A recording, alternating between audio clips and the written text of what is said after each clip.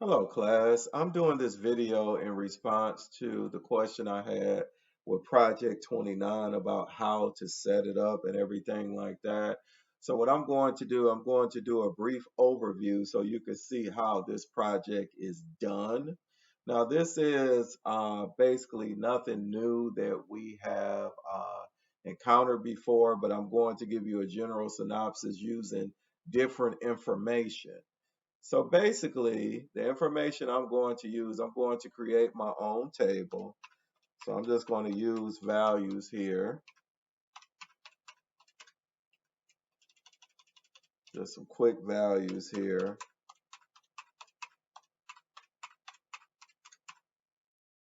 All right. So these are the values that I used. Okay. So we have this problem here.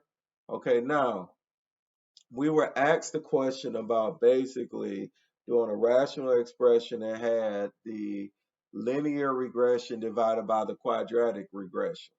Now, we were supposed to do this, and this is where I made my error as well. We were supposed to do this in general terms. We were not supposed to go and find the linear regression, then find the quadratic regression. We were not supposed to do that. We were supposed to do it like this. We were supposed to combine them as is. So we would have this y1, the tilde, and then we will have mx1. Let me do my division here. mx1 plus b in our numerator. See if I could get this right. Oh, it won't let me do it. Hold on. mx1 plus b. And then in our denominator, we're supposed to have the ax1 squared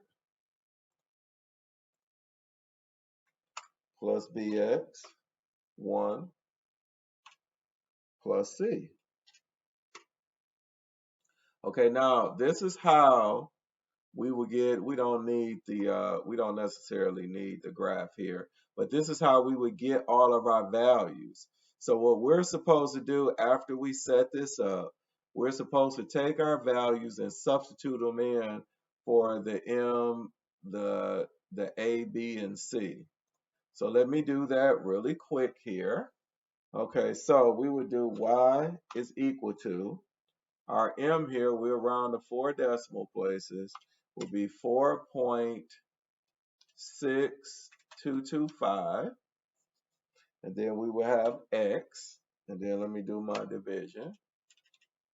And then we would do plus the 0.4181.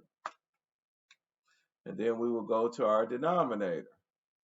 Now our A is a negative 0.0182. And then we would do x squared, and then plus our b is 0.4181. And if you notice, our b values are the same even for the linear and the quadratic.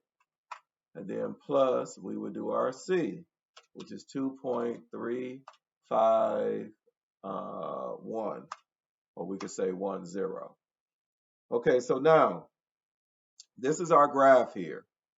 But now what we have to do, and again, this, let me make sure nothing, okay. This looks a little different because I use different numbers.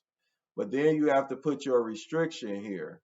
Now your restriction here, according to the data you have, the restriction you have to look at the lowest x value versus the highest x value to get that loop that you're looking for. So in this case, the lowest x value is 1 and the highest is 10. So what I would do is I would do my brace, and then I would do 1, and then I would do less than or equal to x, which is less than or equal to, and then I would do 10. Now, of course, it doesn't look like the loop that you would have because, like I said, I have different values here. But once you put this into your once you put in the correct values and everything, you will get that loop like you saw on the example of what your graph should look like.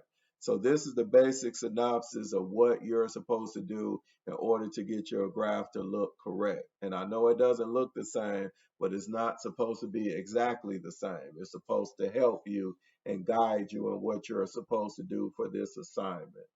Okay, so if you have any questions, please let me know and have a wonderful day.